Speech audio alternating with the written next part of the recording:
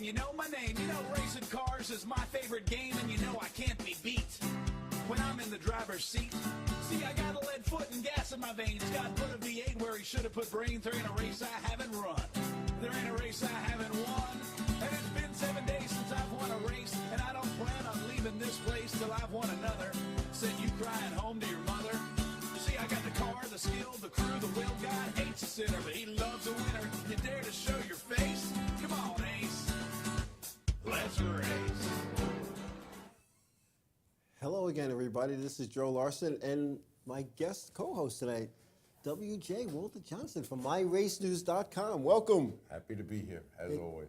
Always a pleasure. Always fun. You know, we actually spent part of the evening yesterday together at the Suffolk Association of Figure Eight Racing's annual banquet. We had a great time. Yes. But we'll share some of our observations from that event later on in the broadcast. We were on the same page, right? I don't want to steal any thunder. But anyway, so the Sprint Cup season is over. It's done. Finally. Well, finally, to some people now they're going to, be going through withdrawal because it's going to be, what am I going to do on weekends or Mondays if they DVR it and play it back on Monday like I do and watch the whole race in an hour. Yeah, just fast forward through everything. Yeah, I have plenty to do on the weekends. I have plenty. I'm kind of moving. I mean, I am, again. Got a bigger place. It's nice. It's homey. Nice people. Not that the people where I'm at now aren't nice, but, it's nice.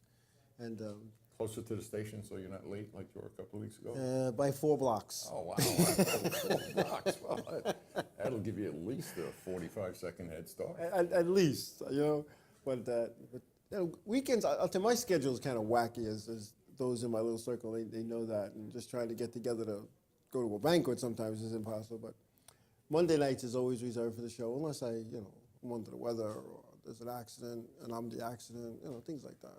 Well, you don't want to be the accident. No.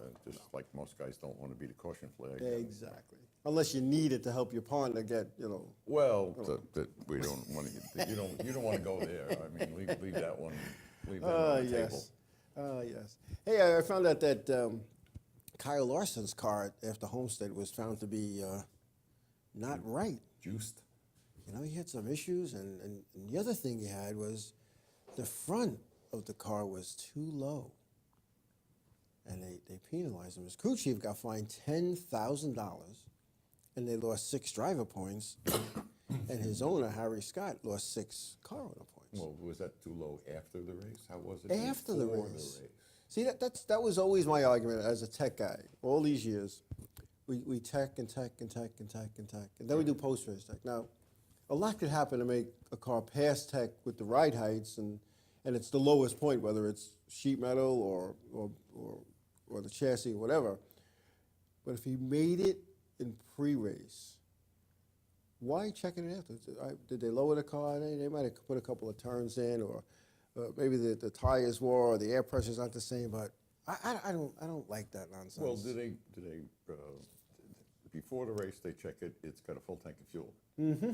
After the race, it may not necessarily have a full tank of fuel. It might not. So that would make the rear end lighter, which would throw more weight over onto the front and lower the front. I'm thinking. Well, I mean that's sheer logic. Law of physics. Yes, Well, I mean, they talk about it all during the race about, well, the car rides this way with a full tank of fuel, and now they burned off most of the fuel load, so it's loose or it's tight or whatever.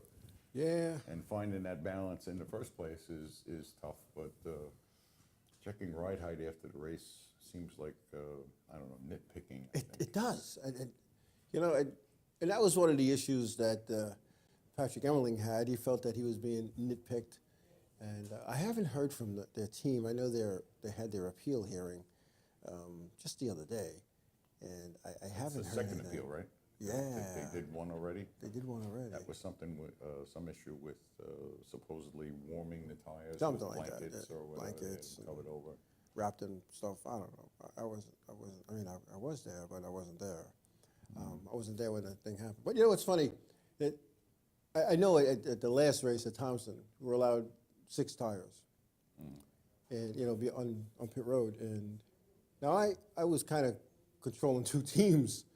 I had 8 tires, clearly marked 33, 38, And as I'm rolling them out, I get stopped. Can you count? You're only allowed 6. You have 8.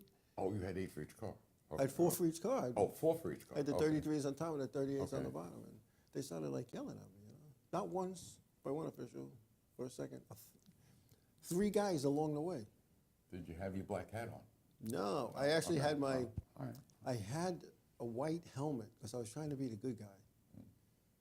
But Oh, wearing a pit road uniform. yeah, I was in pit road regalia. Right. And my race team has asked me to be, a little more friendly. So towards that. Well, yeah, but I mean, I know the way they mark tires, they don't write the numbers real small. They usually write them in, about 10 inches high right across the tread of the tire. So somebody looking at that should have been able to tell. Was it like a stacked rack with 4 on the bottom, 4 on the top? Yeah, And they were all marked 33 and 30. yeah, I'm thinking. Well, I'm thinking they didn't really look at the tires. They I was just saw going to me say, sounds more rolling like them a out. quick glance of you got too many tires, not realizing you were bringing tires out for Well, 2 separate cars. I'm under a microscope, and I know that, so I kind of have fun with it. So, but the chat room's like not happy with what NASCAR looks like. Oh, really? NASCAR racing isn't very good. NASCAR's fixed. Whoa, that's Kevin Basic, Loyal I Need for Speed. He's not the first person I've heard say that. Yeah, but even Will says, see, 22 figure 8, NASCAR is broken. It's broken. I think one thing that's broken, it disturbed me watching the nationwide race, was there was just too many debris cautions. Yes. They keep worrying about a little piece of rubber on the track or a plastic water bottle. I think that the plastic water bottles, if it's going to be an issue that they have to throw a caution flag for it, Yeah. then maybe they need to have something written on them so they know what team it belongs to see if somebody threw it out of the car to cause a caution. And if so, there should be a penalty attached to that. Right. And, Because you're making the fans unhappy. The fans don't come to watch them run 7 to 10 laps under yellow while they get everything all back where it's supposed to be again. and it's like the debris that's up against the wall, high in turn 1, 2, 3, or 4. Yes. If a car catches that debris, they got bigger problems than the debris. Yes. They're in the fence. Yep.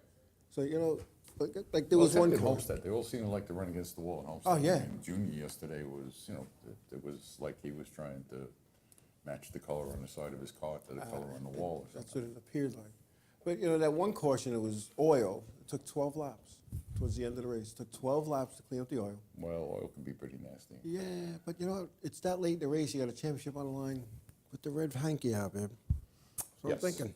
Yep, that's the one thing I have to say. The Whalen Modified Tour this year, they use the red flag Quite often. quite often in situations like that to preserve the number of green flag laps, and Right. especially at a short track, a quarter mile like Riverhead or Monadnock or something like that.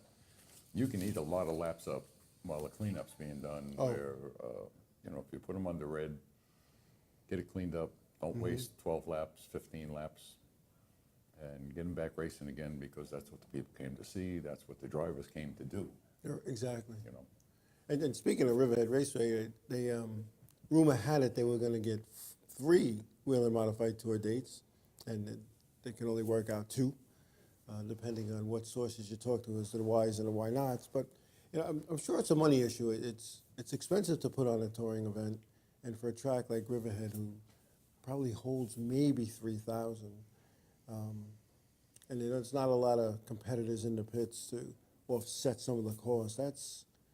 3 was going to be a tough nut if they didn't have a big sponsor. And I think that's what really put the kibosh on the 3rd event, is they couldn't get a sponsor. Well, did they already have sponsors for the other 2 that they did get? I believe so, just not announced yet, All right. which is typical. That makes sense. Yeah, that was just typical. I know what the sponsorship package is for a touring event there, and it's not cheap, but it also doesn't cover the total cost either. So, they have to go dig into their pockets, and they need a good gate and a good back gate to make that happen. And they so. did well drawing cars, especially the September race, I think because of the increased money in the purse from the Long Island Mod Maniac, Jim Schaefer. Exactly. So what is it? Yeah, 22 figure yelled at by an official. No. Yeah. Uh-oh. Not just one 22. There was 3 along. I don't know if you're familiar with Thompson. You come out of the pit area, the garage area, and you walk along what is the entrance really to turn one, and there's a wall, and that's how they go into Victory Lane, and then you go through that gate that lifts up, and there was an official right there as soon as you got onto that platform. Then there was one at that gate. The gate itself now. And then there was one on the racetrack, and all three stopped me and yelled at me. But that's all right. They yelled at you or they spoke to you? They spoke to me quite loudly. Oh, okay. Well, maybe it was noisy. Well, yeah. Some about it, I didn't know how to count, stuff like that. And when I showed them, it was for 2 race cars that I had more tires coming, because I could be a, sarcastic person when I like me. But I said it with a smile. I said, I got more tires coming on the rack, just to let you know. But there's only 4 on that one? There was 4. I had 4, 4, and 4. Right. 4 and 4, then 4. Oh, yeah. But anyway, we have fun. I have fun with these people, usually. So what do you got going on? A lot of good. Let me see. I was just going to say WJ's missing, but he's sitting right here. I'm not signed in tonight. No. Now, what do you think of the new gigs here? I mean, it looks like World News Tonight. Yeah, I mean. But we're stepping up. I'm ready to do the Asian and sub-Indian continent news that you'll handle the United States and South America. Well, Europe will be a toss-up for us. Now that we have the world behind us. Yes. I have to talk about Formula One racing later. So I have Formula One racing. I caught a little bit of that on TV yesterday, and the rules. One thing that they talked about in the beginning of that show that really disturbed me was that they don't make a fuel stop in Formula One. Right. And the announcer that was talking at that point went on to say that the race course was almost 3.5 miles, and that they were doing 59 laps. And all I could think of was, well, what are they carrying? 50-gallon fuel tanks in these cars if they're not going to stop for fuel? Wow. On a race course that size? So that's. It seemed very odd, because they were talking about the rule where they have to change tires and they have to go to a different tire compound. That's, they can start on one, but they've got to switch to the other, or vice versa. But then when they started talking about and they don't, they're only going to make a tire stop because they don't stop for fuel. And I mean, I don't know what kind of mileage they get out of these things. I think he said something about they use up 1 gallon of fuel per mile. And then you start thinking, okay, 3.5 miles, we'll say, for argument's sake, we'll say 3 miles, and 60 laps. That's 180 miles. Yeah. If you're using up 1 gallon of fuel per mile, they got to tow a trailer behind them with fuel in it if they're not going to make a fuel stop. somebody messed that one up, without a doubt. Without a, Long Island Need for Speed is saying it was a good race. I guess he's talking about the F1 race. It was the United States Grand Prix, actually. Yes, in Texas. In Texas. Wow. Now, I've always wanted to watch one of those, but I have a feeling it's like watching like a road course. Well, they had big a tower there. They actually had I think it was the Marines with the colors during the national anthem, were up on a platform in this tower, and it's something like 250 feet above the racetrack.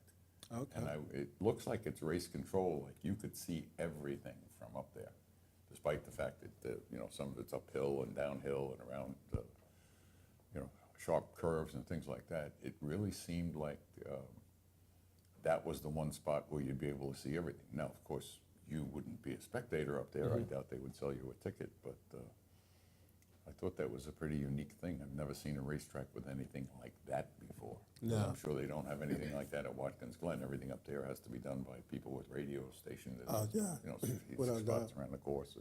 Video Mike is telling us that they race on methanol with a 13-gallon fuel cell. Okay. So. But, let's go back to the statement by that announcer where he said they burn about 1 gallon of fuel per mile. Now, even if he's talking a gallon of fuel per lap, then that's about 4 to 5 fuel stops during a 59-lap race. And they said they didn't need one. Right. No, somebody didn't do that math. They're running on magic. Maybe they're hybrids and they need the fuel to wind up the generator to charge the batteries, and then they shut down and they run on the batteries for a few laps, and then they go back to the fuel engine. God only knows. I'll tell you, stranger things have happened in racing. Let me tell you, stranger things. And we're going to talk about some strange things. When we come back, we'll be back and we'll continue on with our discussion. Mauritius Bay Diner and Restaurant. Steaks, chops, wraps, breakfast skillets. The Mauritius Bay, 62 Montauk Highway in Mauritius, New York. 878-6827. The Mauritius Bay Diner and Restaurant in New York. InRavio.com. Stay in tune guitar strings. Guitar strings, bass strings, polish and accessories. Stay in tune guitar strings. Akron, Ohio. www.sitstrings.com. InRavio. Transmitter? We don't need no stinking transmitter. Welcome to InRavio.com. Hey, this is Paul Disclafani, the disco portion of the Glory Days with Bruce and Disco show on Sundays, 10 a.m. to noon. It's a sports show with a twist. We have entertainment, music, and whatever you want to talk about. Only on InRavio.com, broadcasting to the world. Good Times Magazine, New York's best entertainment paper for 43 years. Check out their calendar for all the latest music info, including New York City, Queens, Nassau, and Suffolk. Studio News brings you the biggest news about the hottest artists and sounds. Technobeat is your guide to electronica, techno, house, and dubstep. Packtrack keeps you up to date on the biggest events at the area's performing arts centers and theaters. Good Times Magazine gives you all this and more. It's bi-weekly and it's free. Pick up your copy today or visit goodtimesmag.com.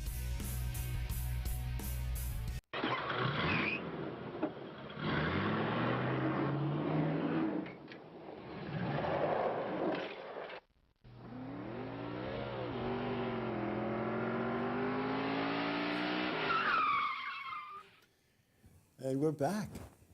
All right. So while we're talking about this Formula One thing, I got some results from the Formula One because it's racing. You made notes.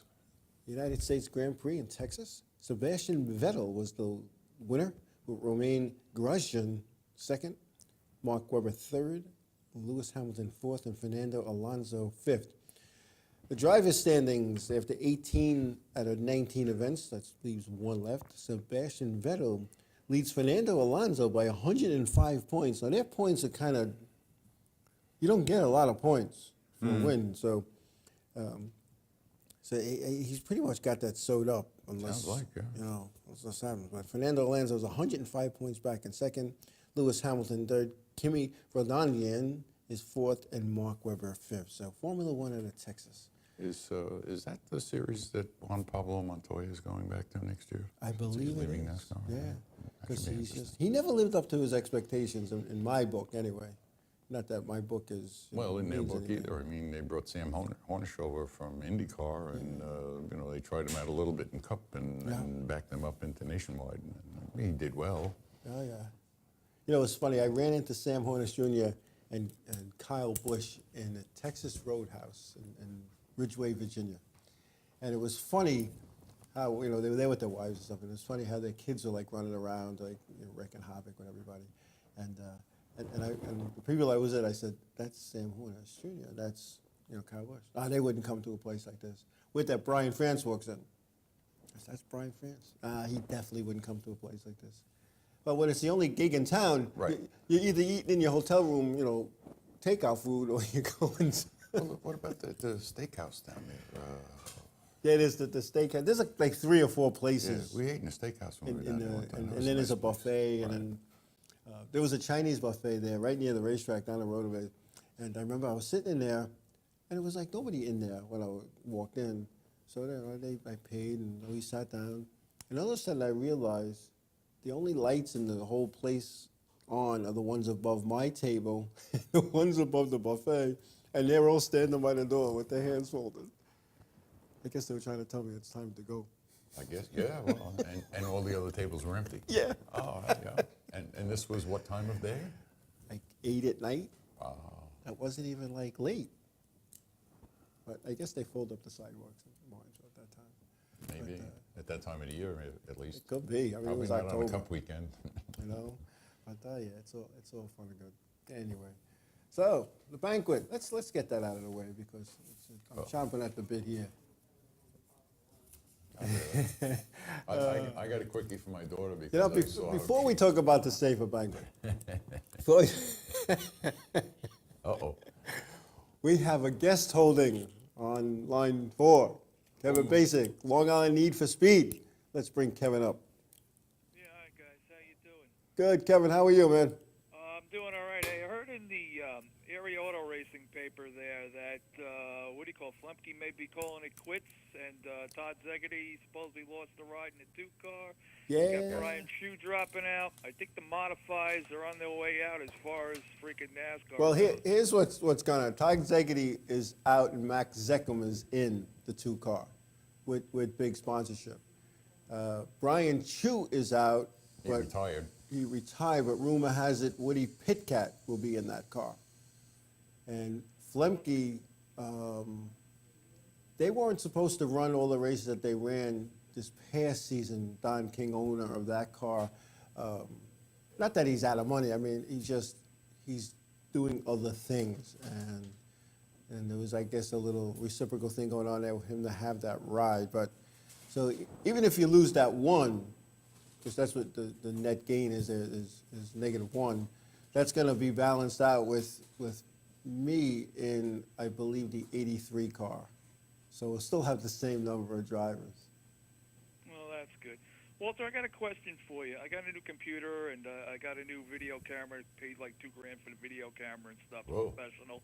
But Nice. I wanted to know about that Dragon thing. They had it on sale for like $50. Does that thing work where I could talk to the computer The and it'll help me do Dragon the Master- editing with the video, and also it'll help me with my spelling ain't the greatest.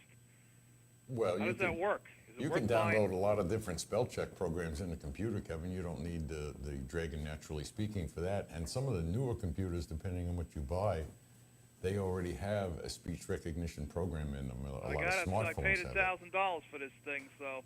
Well, the price doesn't have anything to do with what's loaded in it, but I would say that it's more likely Windows to 8? have something like Windows 8. Yeah, Windows 8 has speech recognition, Kevin. Kevin, I You have need to find it, that's all. I haven't utilized Dragon because I type 2 fingers at a time and a thumb, and I use the thumb on the space bar. And I'm not kidding. And I have Dragon. I got it about a year or so ago, and it took a while for it to recognize my voice. Some of the words it didn't recognize, but that's because I mumble sometimes. And it has to learn your speech Yeah, patterns. They tell you that, right? in the it took a instructions. while. Yeah. I had to read like, I don't know, 45 minutes worth of dialogue. I had to read like a John F. Kennedy speech. I had to read a speech from FDR, and I had to read something else, and just like a Then story. You didn't read the same instructions I did. My instructions said to just sit there and talk like you're having a conversation with somebody, which, you know, when you're in a room by yourself, you almost feel like, oh my God, if somebody walks in, they'll be followed by 2 guys in white coats with a net, take me away, think I'm nuts because I'm that's a talking. good But one. that's how it gets to learn your speech patterns. Exactly. It took a while. I mean, if it can learn the difference between our New York accent, a Boston accent, a North Carolina, Georgia, Arkansas, Texas, and they do claim that it can learn all of those, it just needs to learn what you're saying. Now, having said that, once it learns the way you speak, Kevin, Yeah. if someone else tried to use it, it wouldn't work as well for them as it does for you because it has now learned your speech patterns. Right. Okay, but Windows 8 has that built in to that program. You need to find it before you go out and spend money to buy some other program. Yeah, right. I And have see to take how this that back works for you. anyway. I got a couple things wrong with it, so Best Buy told me to bring it in. So they're What gonna kind of check it camera out. did you buy? Oh, I got a good one. I got a Canon. It's a Pro Choice. Plus, I bought a GoPro camera. A couple of things. This camera is a high definition camera. I mean, it takes way better pictures. Like what your friend has there that has, you know, the heavy set guy. His is a Sony Beta. Is it a Beta format camera? It keeps self-memory, and then you can put in the regular memory cards.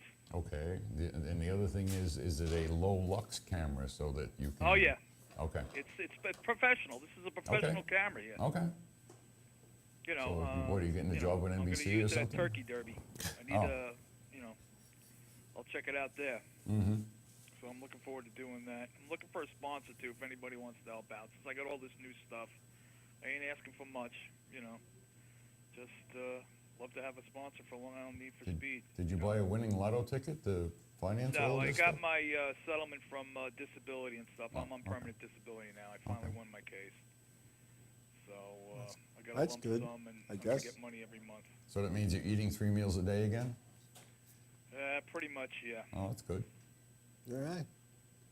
I guess it worked out for me, I just a lot of prayer and stuff like that, because I was down and out and stuff. Yeah, oh yeah. And it was pretty bad, but thank God. But you know what? I still don't feel that great. I'm not a 20-year-old anymore. I mean, I felt good as soon as I got out of the hospital. I think I got to get back to the gym and stuff like that. And plus that, I can only work so many hours now that I'm on disability. Well, you likely should have been put on a cardio rehab exercise program after your I did. bypass anyway. I did. Then I went to my regular gym and got fed up because there was like no freaking exercise bikes, no treadmill and all that. So I just let that hell with it. Then it was summertime and that's it. I gotta get back into that because I'm getting lazy and stuff. Yeah, well, you can. I think that some of the colleges you can try what do you call it? Nassau. The community or something. Nassau Community College might have a gym where you can, for a nominal fee. I know Suffolk does. Oh yeah. And for about $200 a year, certain hours and certain days of the week, you can go there and use theirs. Look into that. Because I belong to the gym for the fire department, but, Yeah. I got to go early in the morning or whatever. So I don't have any partners that want to go running or whatever, so whatever. Well, I don't think you want to start out running, Kev. I think you want to stick with something that's a little less, strenuous to start with to get yourself worked in there, because if you start out running, you may get a bad surprise. Yeah, right. And what else? And then I downsized as far as the firehouse goes. I went from a Class B firefighter. Now I'm still a Class B, but I had to join fire police. So now I direct traffic or whatever. Well, there It you kind of go. breaks my heart, but I got to do, what the doctor said and the lawyer and stuff. So. Well, you know what? When it comes to being a firefighter, there's different things that you do, and it's each job is important. So. Right. And Yeah, right. So they gave me my helmet and still got my bunker pants, but my jacket they took that back, and I got a different type jacket. It's like a windbreaker thing with fluorescent green, and it's like the vest we wear at Riverhead and stuff like that. But it's a jacket and stuff. It's nice and warm and everything else. But the whole I thing feel is, funny though when I go on fire calls. I'm so active doing stuff. if you're on disability, Kevin, you shouldn't be doing heavy stuff. The last thing you need to be doing is dragging hoses. Yeah, you're right. So They give you a flashlight? Huh? You got a big flashlight too for that? Yeah, I got a flashlight badge. So I'm like a rent-a-cop. I call them, let's go, rent-a-cops. There you go. And what else I was going to say? I've got a lot of DVDs that I got from different people, and Mike knows too. I'm in contact with Mike. I just sent him some stuff. You know what? It seems like the ROC and the Valenti Modify series is growing and growing and growing. And they put on great racing. I mean, they dice it up. When it comes to Oswego Speedway or when they go to Spencer Speedway, they just dice it up. I mean, it's great racing.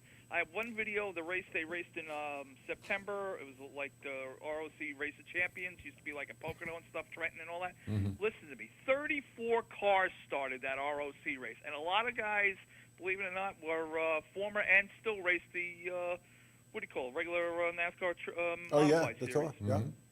But it was really great racing, man. I think NASCAR should take a lessons from those guys. I mean, they don't wear fire suits or anything like that. And Well, the they crews buy a don't. The cheaper drivers tire. still do. Please, I mean, a driver that doesn't wear a fire suit should have his head examined. Oh, I'm talking about the crew. The Yes, crew. okay. The crew.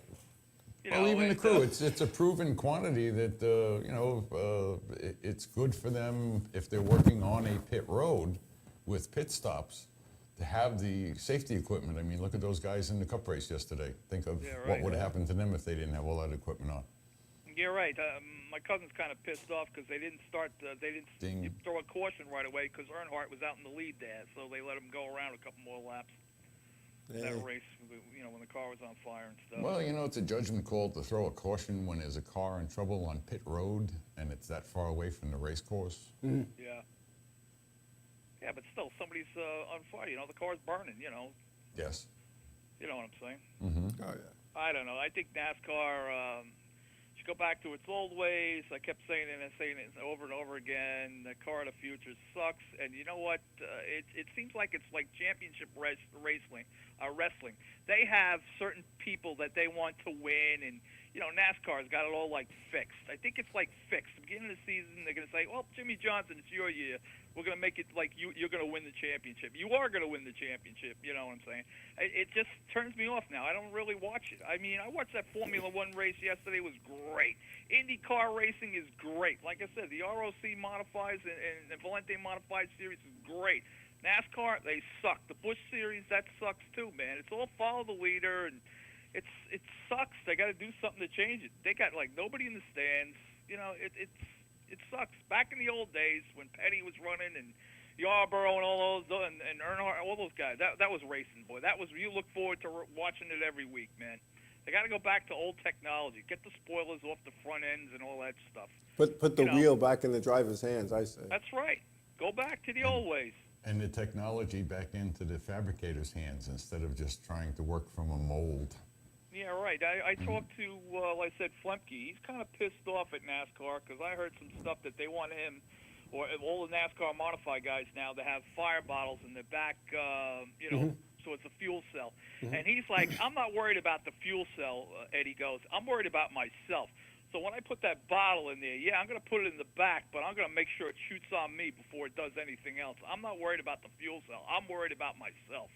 And that's what he says. He goes, NASCAR is getting out of hand with all these safety things. I know it's a good thing, but we don't have the money to put into these things. That's why people are going to other series. They already have a fire suppression system in the car that protects the driver, unless right, but Eddie says they're going to do it to go back to the fuel cell now. Well, now you're a fireman, Kevin. Don't you think that it's a good idea with something that's as volatile as the fuel that they're carrying in their fuel cells, that there's something that they want to add to the car as a safety feature just in case?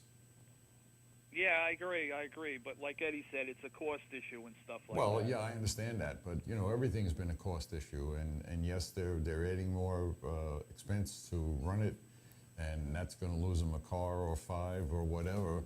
But it's also a safety issue, and you can't minimize safety. Yeah, right. And I agree with you 100%. I don't know what it would cost them to put that system in, but if it ever was needed, it would be invaluable.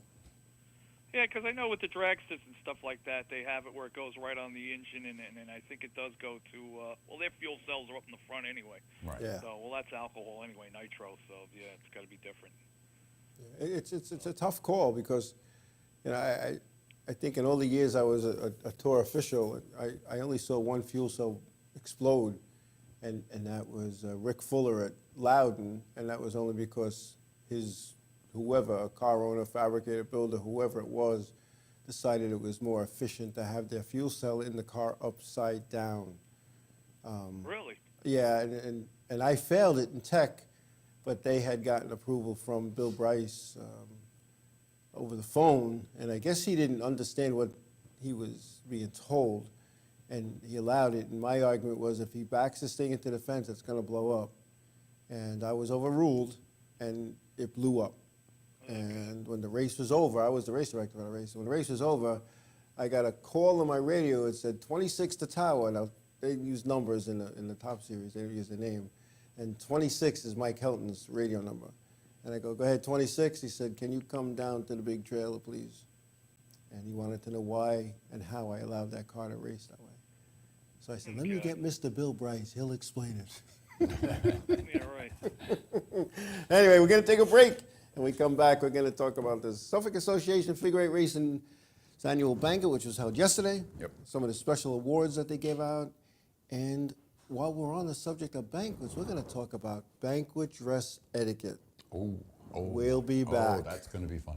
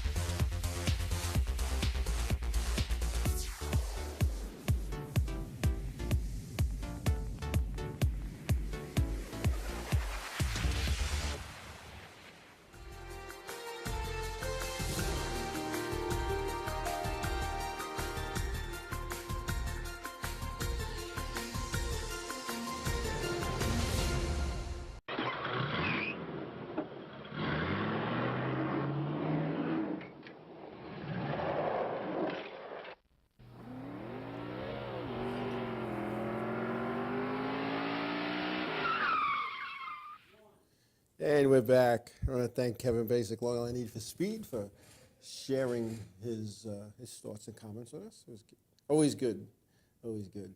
Anyway, the Suffolk Association of Figure Eight Racing here on Long Island held its annual banquet. I believe it was the 44th annual, according to Joe Saraceno's math. Oh. Yeah, they've been around for a long You time. mean I missed the other 43? Yeah, I didn't. There's a couple of You've them. been all of them? No, I've been to about 30 of them, though. Okay. I think the only people left that beat me in banquet appearances is Joe Saraceno, who made all but 3, and I believe Mr. Tom Kraft has attended more banquets than I have. So Wow. yeah.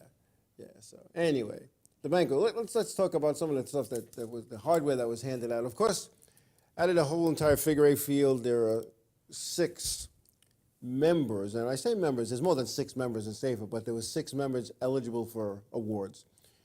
And to be eligible, you have to make so many meetings and be up to date on your dues and blah, blah, blah, blah, blah, blah.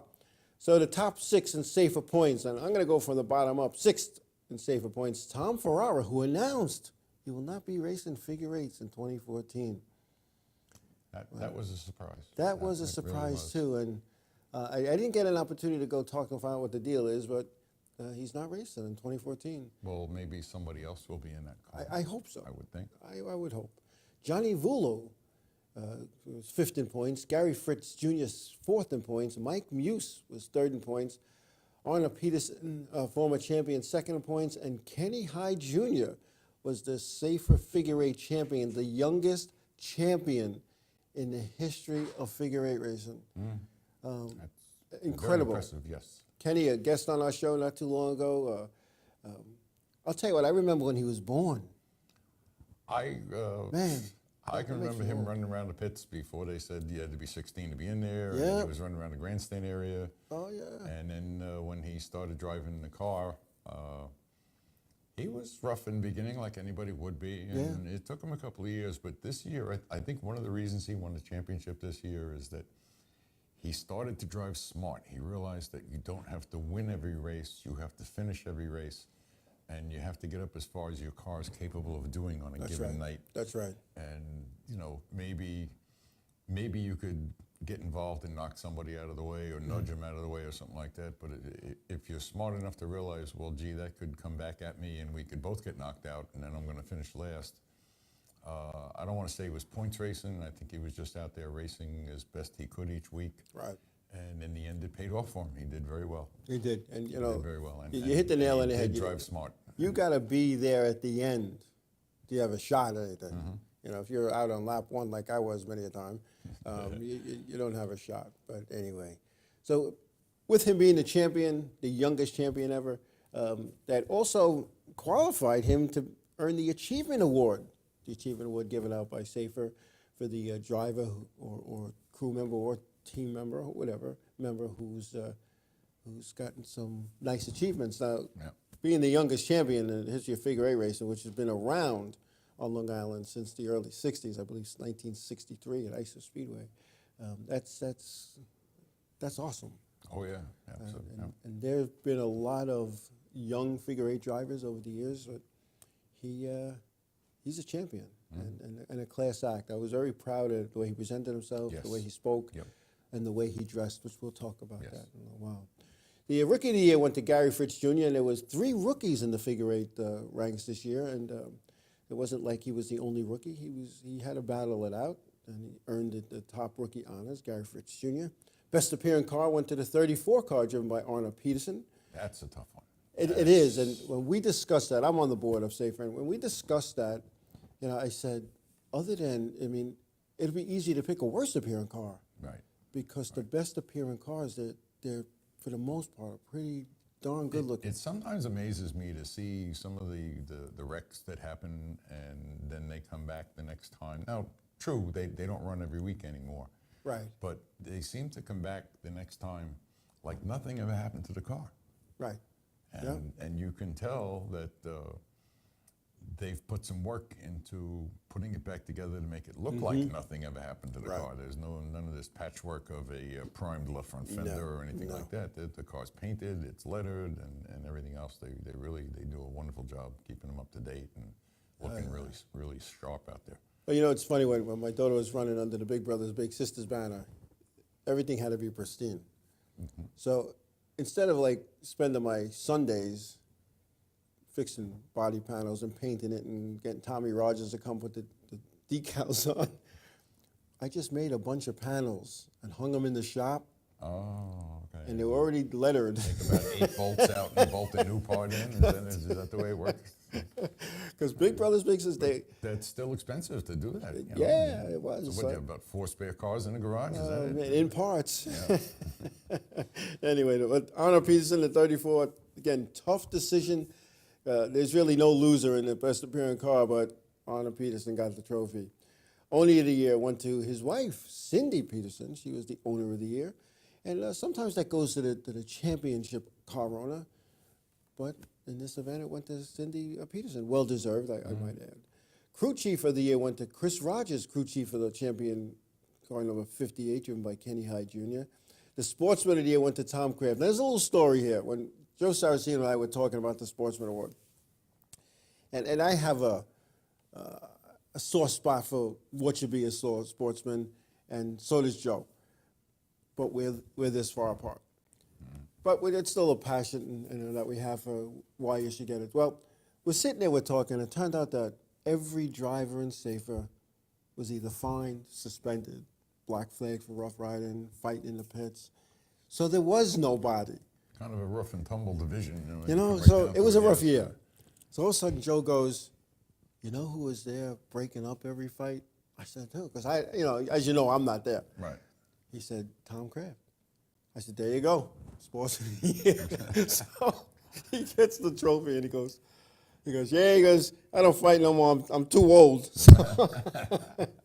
So much deserving. It's funny, it took like 30 years for him to get the Sportsman Award, and now he gets it 2 years in a row. So, congratulations there. Sponsor of the year went to Bill Beener of Bill Beener Tree Service, sponsored the car number 13, driven by Mike Muse. Now, the Hall of Fame. I think this year, in my opinion, this crop of Hall of Famers has got to be one of the best crops of Hall of Famers we've had in a long, long time. And in my opinion, it's because SAFER recognized the figure-8 drivers in the early 70s that raced primarily at Riverhead Raceway. And in this case, the first one that went in was Dan Giovanelli. He was a 2-time figure-8 champion, 1971-72, I believe, 71 and 72. And he also won championships in the late models and the modifieds at Riverhead Raceway. And he was one of those early figure-8 guys that from the East End. They didn't go to ISA because, as Danny Turbis said, they had V8s. Right. And a couple of times they tried to intermingle them, and they smoked the guys. They smoked the 6-cylinders back then. But there were no rules for the figure. Right. They could do anything they wanted for their motors. So Dan Giovanelli, and then the next one, Dan Turbish. He never won a championship, but he won 6 races in the course of 3 seasons, and was runner-up in the points to Danny Turbish to both of his championships. No, Danny Turbish was runner-up to Dan yeah, Giovanelli. to Giovanelli. Yeah, right. So right. he had no idea he was getting this. Right. I think Danny had an idea, but Danny Giovanelli, but Dan Turbish had no idea. He was told he was going there for his grandson in the truck division because the racetrack doesn't have a Rookie of the Year for the truck series, so they thought they were going to recognize his grandson as the Rookie of the Year in the truck. As the rookie. So that's why he thought he was there. So when I was doing that presentation speech, he's looking around the table like,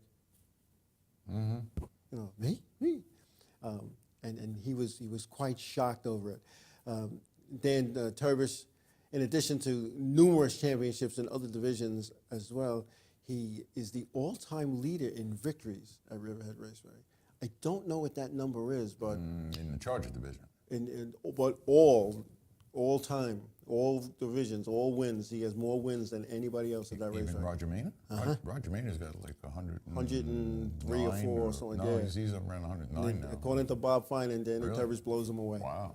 Well, you got to remember, he raced for 30 years. Well, I'm just saying that Yeah. whenever they mention Roger Maynard, they always say, the all-time feature winner. Yeah. I guess because it's in figure eights. In but figure eights, they say that overall, like nobody's ever And won Danny's more in, modified got races. bombers, I figure forget. eights, Right. You got to charges, add late everything up. model. Always. He's been a lot of So different. he's done a divisions. lot. So Dan Turner, much, and I'll tell you what, and not that I'm patting myself on the back here. I've been campaigning for the old-time Riverhead guys to be in the Safer Hall of Fame, and the first one being Don Howe, maybe about 8-9 years ago, coming in. And Don Howe was a figure eight driver at Riverhead Raceway and modified champion as well. And it took a lot. I mean, it took a lot for the organization to grasp back. Because here's the problem. Mike Muse hit the net right in the head when we were talking about who to put in the Hall of Fame. Mike said, I don't know any of the old guys. I only know the guys over the last 10 years, 12 years. And all of a sudden we realized the new people in the club, they don't know about Ernie Mena, R.J. Faviu, Charlie Velitsky, Benny Jaraputo. But somebody must have records going back over the years. Bobby Complin, he took him to the grave. It's not written in a book, and nobody in Safer kept a book on Yep. this. For shame. No. That was one of the reasons I've always asked for a program. Well, yeah, but that's, program, then you're going to stack of them about this high. And I'm thinking more that now you could input it into a computer and put it on a thumb drive and never fill it up, Right, from 63 to whatever, nobody kept track of that stuff. It's kind of, it's in the Riverhead Racer program, but it's nowhere, really. Nobody looks at that, and they should. And the Riverhead Raceway guys that drove figure eights in their day needed to be recognized. So I think they put Don Howe in there to appease me at the time, but I didn't stop. I wanted Dan Giovanelli for years. Anytime we had the meeting, who do you think's been? Dan Giovanelli. Dan Giovanelli. He's a two-time champion, Dan Giovanelli. And then with Dan Giovanelli, I kind of campaigned for Dan Turbish the last couple of years, and we got them in. So a good crop. The next one that went in was a one-time champion car owner, Gary Fritz, who was inducted. Gary was the owner of the figure eight car that Tom Kraft took to the championship in 1998. Now Gary's the owner of his son's car, the Rookie of the Year. So it looks like there's a good future there. Now, the last one that went in, when we discussed it, it went back and forth. I'll be honest, went back and forth. Because there's a couple of other car owners that you might want to throw out there, and I don't want to throw out any of those names. But the more I thought about it in our discussions, the more I said, you know what? If it wasn't for this guy, some of these other guys wouldn't be racing. That's right. And that was Dennis Fries, the owner of Oval Speed Unlimited and the racetrack's parts supplier, who he's been doing this forever. I leaned over to him yesterday and I said, I think you should probably get an award like this from every division that gives them out. Yeah. And he turned around and smiled at me. He said, first, could we get them to pay their bills? But there's a lot of, Dennis is the type of guy, you need a part at the racetrack. You don't go running over his truck and he says, all right, this part's $50. He hands you the part. Writes it in his book. He'll And see he you puts later. it in his own, an old-fashioned way, has his little spiral notebook, you write your name down, boom, you go.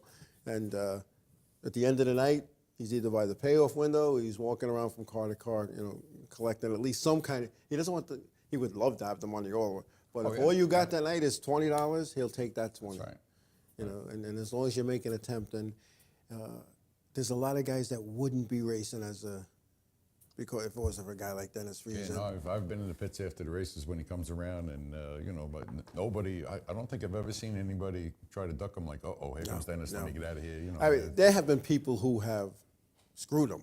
Yeah, I'm over sure. the years. I'm sure. And I've seen him confiscate entire race cars to cover bills, but the man was deserving, and this is a fine crop of Hall of Fame people in the Safer's Ernie Mena Memorial Hall of Fame. Now, let me ask you, since you're involved in the selection process, is there a limit to how many each year, or is it a set number? Yeah, it's 3. 3. I see. Well, you had, let's see, 2 drivers, and a half a point to the car owner and a half a point to the parts guy. So there's your 3, okay? Well, it is.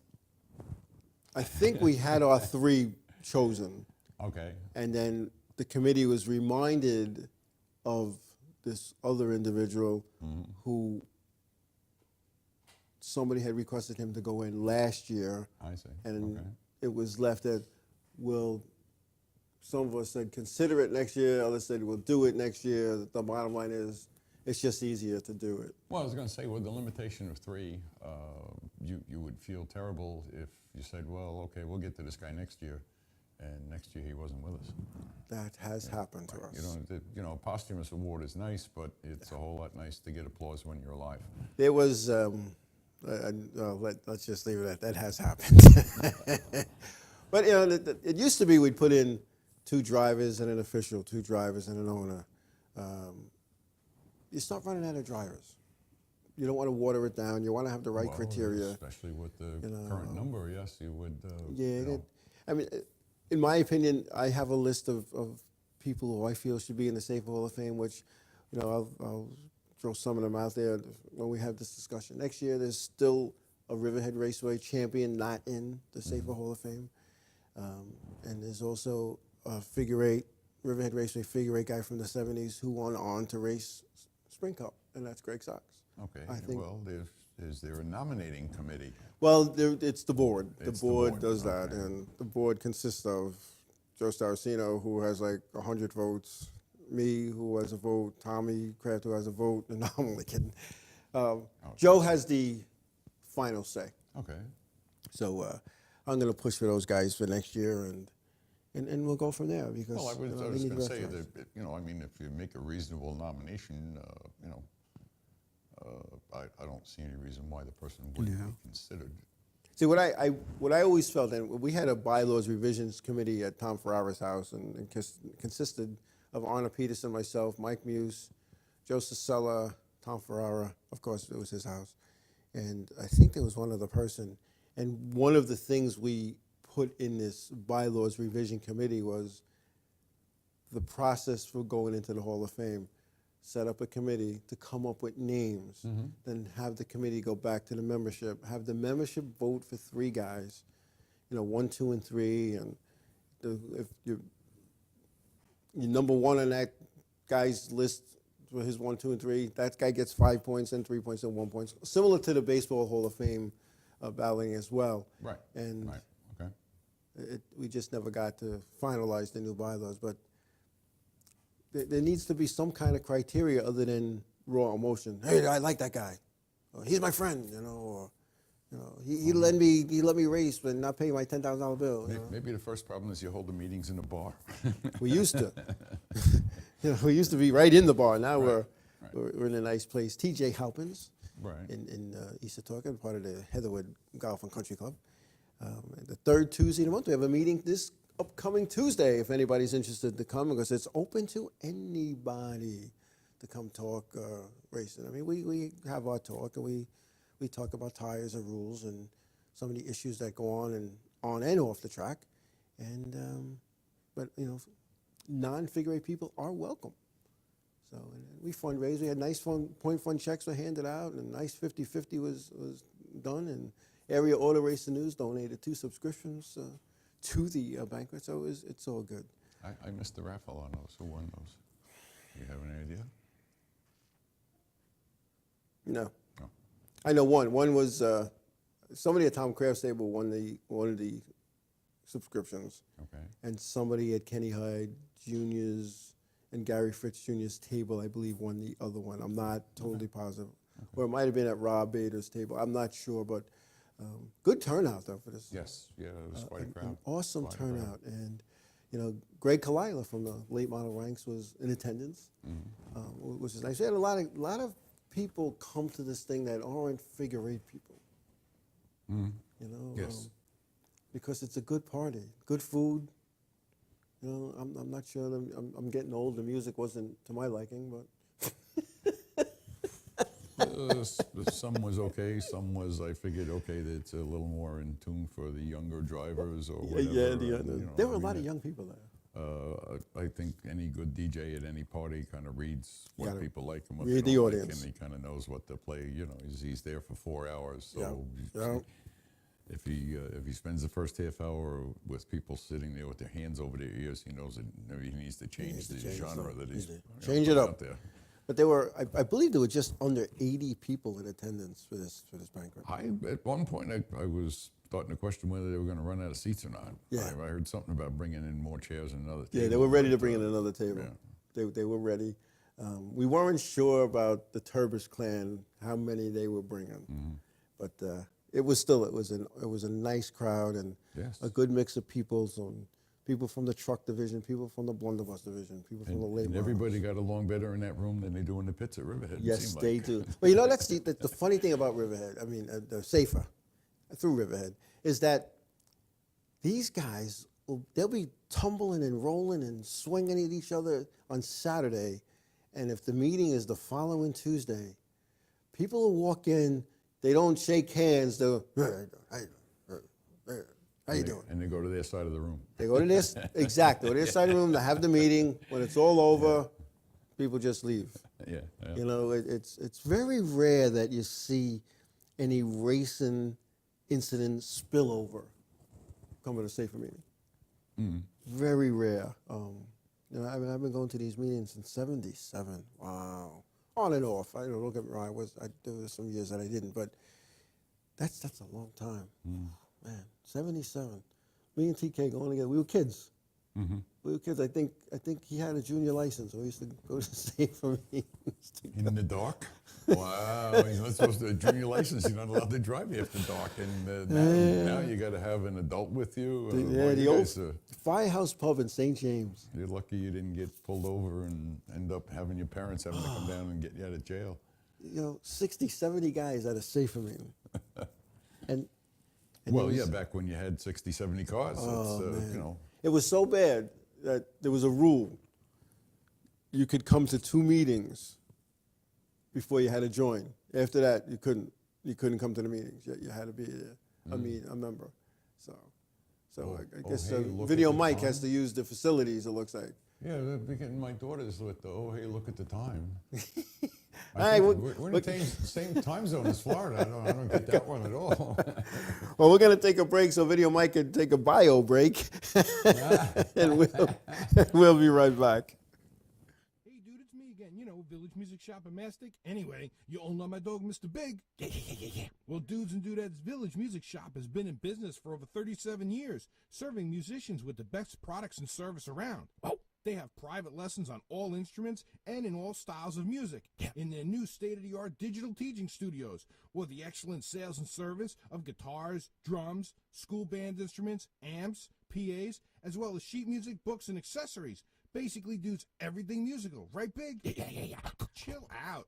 Village Music has rentals on all instruments, even PA systems for your parties and barbecues. Oh, cool. Dudes, Village Music Shop never has a sale on stuff because every day our prices are lower than all the competition. Stores, internet, whatever, guaranteed. Yeah. So come to Village Music Shop, 1495 Montauk Highway in Mastic. Phone 1-800-HEY-DUDE. Anyway. BaneRadio.com. Oil City Skate Park, Long Island's only indoor skate park. Skateboarding, BMX, inline skating, open 7 days a week. Nearly 150 decks by Baker, Flip, Girl, Chocolate, Real, Plan B, Crimson, Zero, Element, DGK, Bogata, and more. The best in tees, hoodies, wallets, trucks, wheels, bearings, t-shirts, hats, and DVD.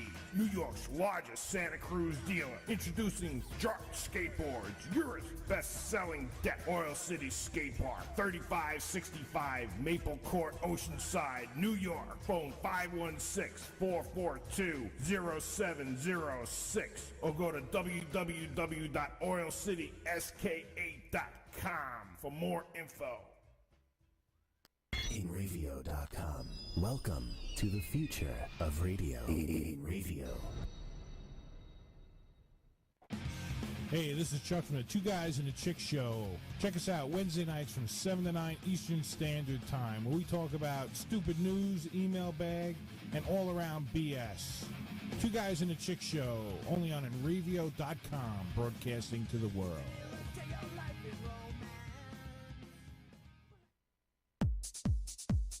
What are you waiting for? Everyone else is advertising on the internet. Shouldn't you?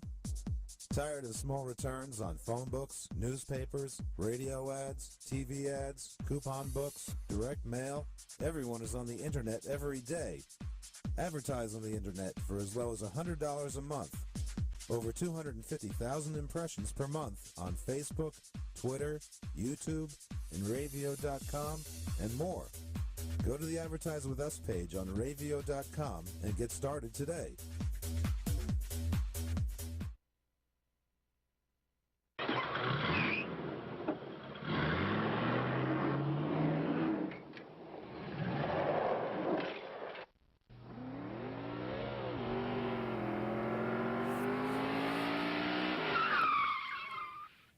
Okay, we're back. We are. All right. Now, again, for the Suffolk Association of Figure 8 Racing, also known as SAFER, I want to thank Bob Finan, announcer and PR director at Riverhead Raceway, for his help in some of the statistical information he gave us on Dan Giovanelli and Dan Turbish. So, Bob, unfortunately, Bob Finan and Joe Saraceno work together. Yes. So they can't both be off at the same time. So that's why Joe was at the banquet and Bob was holding down the shop, so to speak. So Bobby, always a welcome addition to the SAFER banquet. He speaks a hell of a lot better than I do when he gives out these awards. But well, that's what kind of surprised me, because I know in years past, before he started I got the impression he was more or less the MC at most of those. Pretty much, yeah. So. But somebody's got to hold down the fort.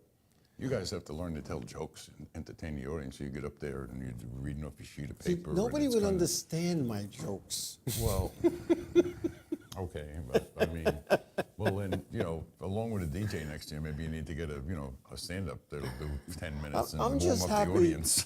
that I got Joe Saraceno to start on time. Because he'll sit at that door, ready? Jim Smith said he'd be here, and Joe, we started an hour ago. Yeah, but he said he's coming. I want to wait. And if you say it's 4 to 8, then we should start at 4 At o'clock. 3:59, we should be shutting the door. Jim Smith is late. That's his. problem. Right. And I don't mean the real Jim Smith. If there is a Jim Smith out there, I just made that name up. But it's like Gago's Paisano. Oh, him, yeah. We all know him. Right. Now, is he in the SAFER Hall of Fame yet? Not yet. No? I'm going to shoot for him in 2015. Really? You think he deserves it? Oh yeah, definitely. Well, I know he's done a lot of racing. I've heard you talk about him on the show so many times before. I mean, he's the my guy's friend. a legend. Yeah. I'm in the Hall of Fame, and my friend should be in the Hall of Fame. That's how I look at it. Oh, okay.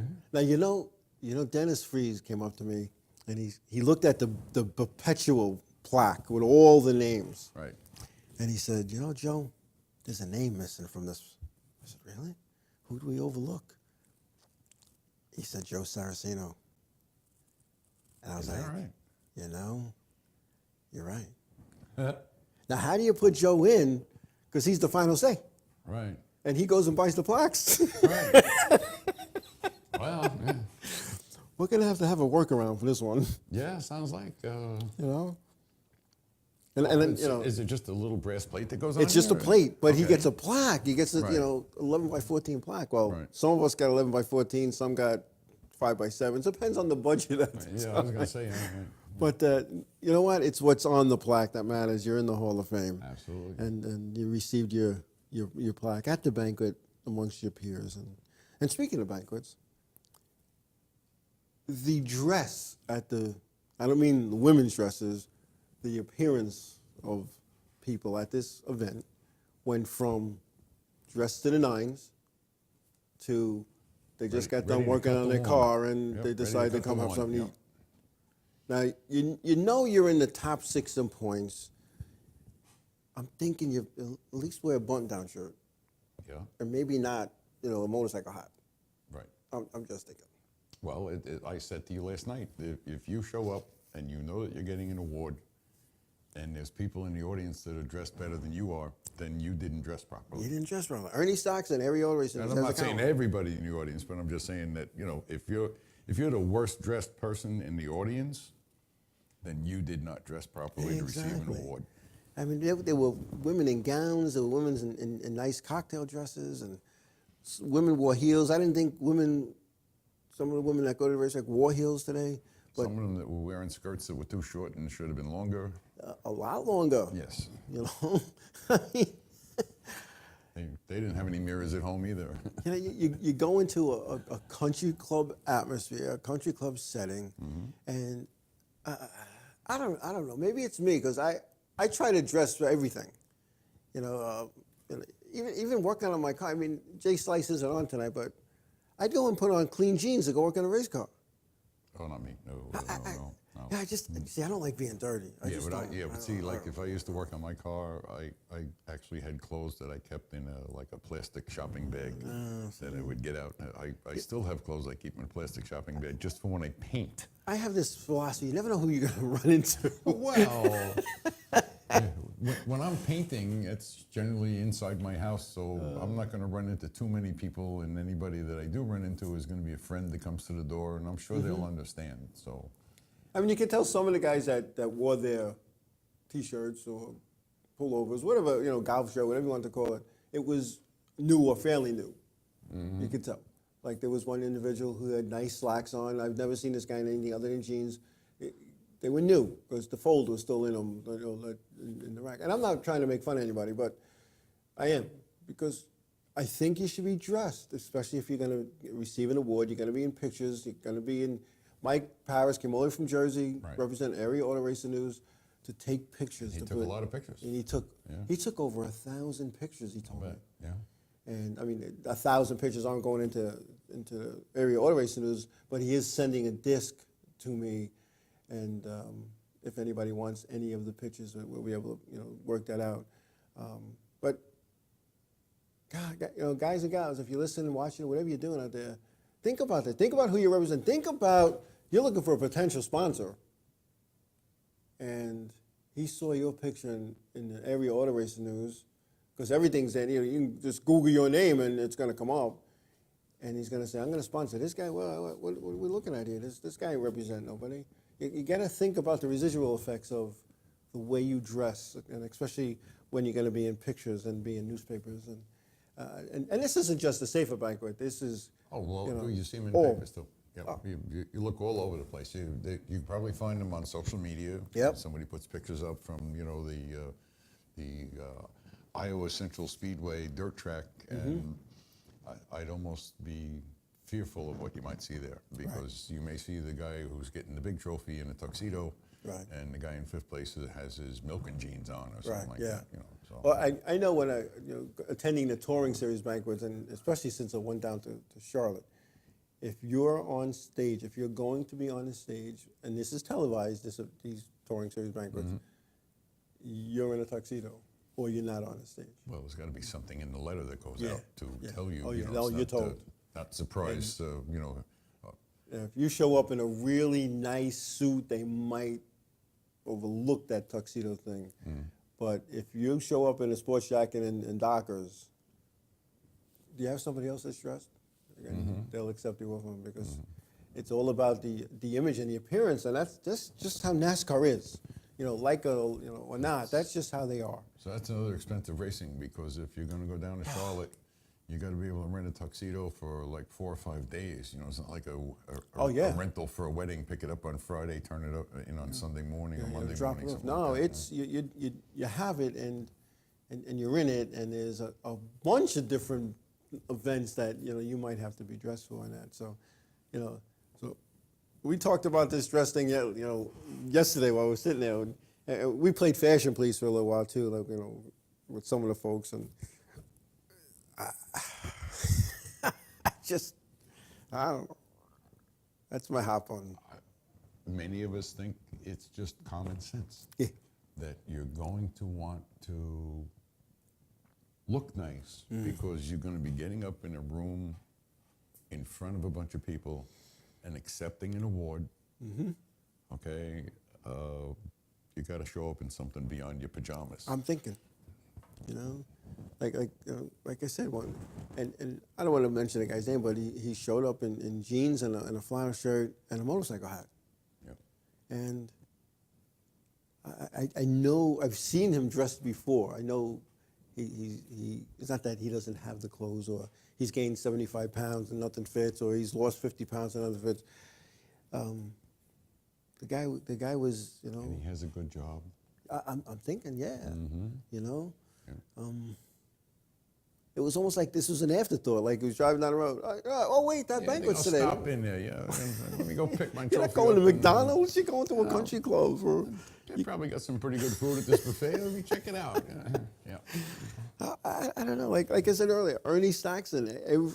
At this time of year, he starts writing in his column, and you know, and he bashes people. He says the names, you know, and how those pitchers shouldn't be in the paper and this and that, and they shouldn't get their awards and should. Like, I remember reading years ago, and he'd have the pictures. You know, there's one guy there in a suit, and everybody else looks like his pit crew, when in fact they were the second, third, fourth, and fifth place, you know, finishers in the whole overall competition. And you know, I mean, you don't have to read too many of those columns with just 1 year to get the idea of, you know, the man's right.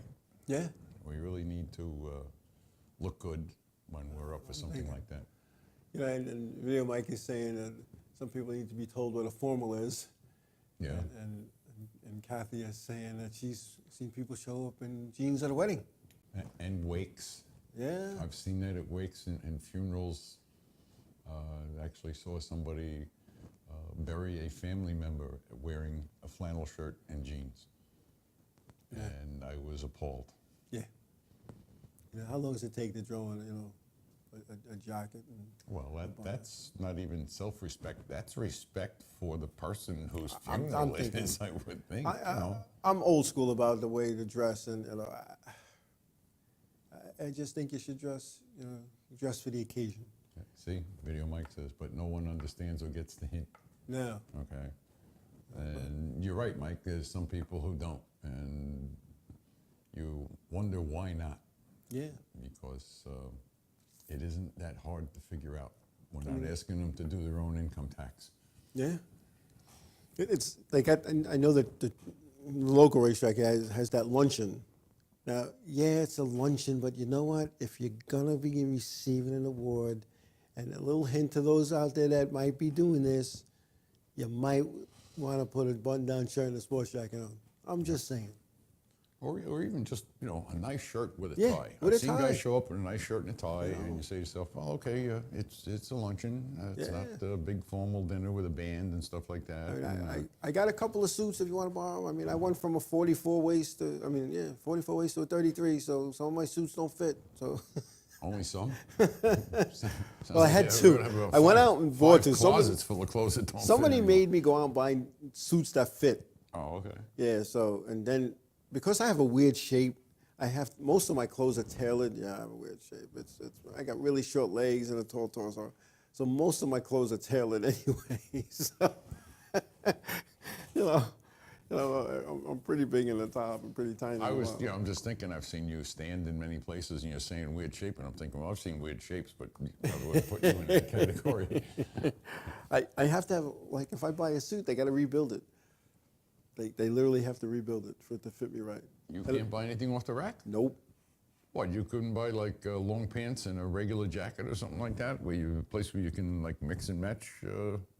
Well, I don't wear suits like that. So. No, I'm not saying, when I say mix and match, I mean you go in a store where they sell, let's say 34 long trousers, okay, and then what size jacket do you wear? 42 regular now. Okay, 42 regular or 42 short even, okay, without having to go through the whole, now I got to find Joe the tailor and, you know. Yeah. See, I was wearing a 44 regular, and then I had to get bigger pants, and because my waist was bigger than my shoulders, it was a whole ugly thing. Like a nightmare, huh? Oh, it was not good. It was not. And then years ago, I had a 48 chest, but I had a 32 waist, and nothing was happening. Nothing. I couldn't buy. I had everything I tailored. don't even want to touch that. That's when I was that's when I was a UPS driver. I was. okay. I wasn't in the best shape of my life. Lifting all those boxes, huh? I'm close now. I mean, like, I'm almost at that waist. I'm at a 32 and the 33 and the 33s are getting loose, so that's good. That's all on purpose. People think I have like some debilitating disease or something, God forbid. But I learned how. I went to a nutritionist and I learned how to eat. Oh, I got back down as far as a 30. I was a 36 when I got out of the service, when I was like 22 years old. Yeah. And I actually got back down to it again 35 years later when I went on a diet.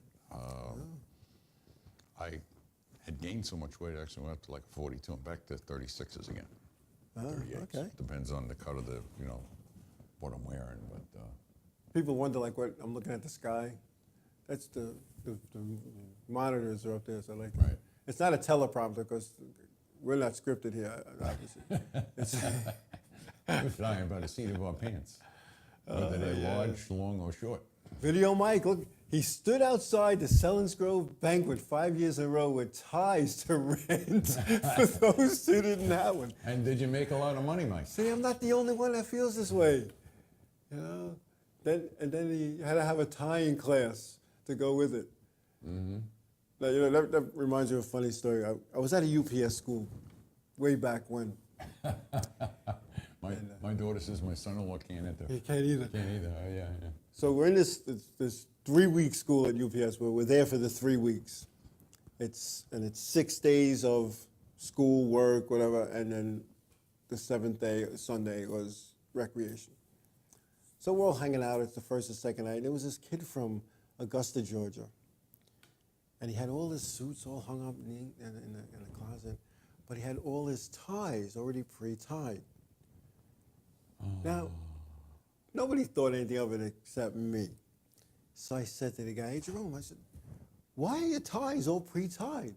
He goes, "I don't know how to tie. So my mama tied all my ties for me before I left." Well, that's all I had to know. Oh, no. That's all I had to know. So he leaves and goes to play basketball, and his roommate is still kind of hanging out. So we redid all his ties so that As soon as he touched them, they'd fall open. No, that they were the front part that should be the longest was the shortest. Oh, okay. Yeah, and it was like up to here, and then the skinny end that should be not seen was all the way down to his crotch. Sort of like a necktie Now, short cheating. he puts his ties on the next day and he realizes there's something wrong, but he can't fix them. He can't fix them. I had a lot of fun with that. I like joke on people like Now, that. here's something you should think about with neckties and tying them. I actually had a friend one time who had to dress up her sons to go to their grandmother's funeral. Mm-hmm. There was no man in the house. There was nobody nearby that she could ask to come over. She called me on the phone and asked me if I could tell her how to tie a regular necktie. Mm-hmm. And I said, sure. And then I sat there and said, she cannot see my hand gestures. I really need to figure out how to verbalize this so that she can do it. Yeah. And it took about 20 minutes. Oh, yeah, it's not But easy.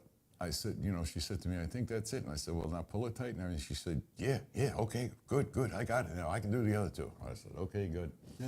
Kevin Basic is saying he has clip-on ties. All firemen have clip-on ties. Yeah, of course. I don't understand that. What's up with that? And who in the 22 figure, he went to Catholic school and he could tie a tie. Oh, God, I would hope so. 22 figure 8. Yeah. And he knew how to tie shoes, too. He didn't wear sneakers to Catholic school, that's for sure. But no seriousness, folks. There's some banquets coming up. Just dress up appropriately, because you never know. You're going to be in the newspapers, and you might have a sponsor that's interested. He's going to say, "This guy, this is how he dresses. He's how he's going to represent me." So it's just one of those things. Well, like Ernie Saxton says, dress to impress. Exactly. Okay, and even if you're not going to be in the newspaper and not going to be on TV or anything like that, and there may not be any sponsors there, your contemporaries are there. You did something that you want them to be proud that you got this award, and you don't want them to be sitting in the back going, "Do I really have to applaud for this guy in the overalls?" Right. Yeah. And what are you going to do? Anyway, let's talk about Homestead. I know we touched upon it a little earlier. Homestead. A lot of people felt there was a lot of fixation going on there. I don't think so. And let me rephrase that. I know there wasn't. I don't think NASCAR plays those games anymore. I don't either. I don't know how you would take 36 races and fix them beyond making an awful lot of obvious calls that a bunch of savvy fans would see right through and you'd have no audience by the end of those 36 races because only the 5,000 fans that you have left would be buying into what you're doing. Right. Okay, I mean, everybody's got their favorite. Okay, I saw people that were upset that Dylan beat Hornish in the nationwide thing for the points. Yeah. Okay, and they fixed it because it's Richard Childress's grandson and everything like that. And I sat there and said to myself, well, no, he raced. They had to race 39 of the cars every week, and participate in so many races and do well and rack up the points and get the points for leading a lap and the most points in a race and the highest points for their finish in a race and everything like that.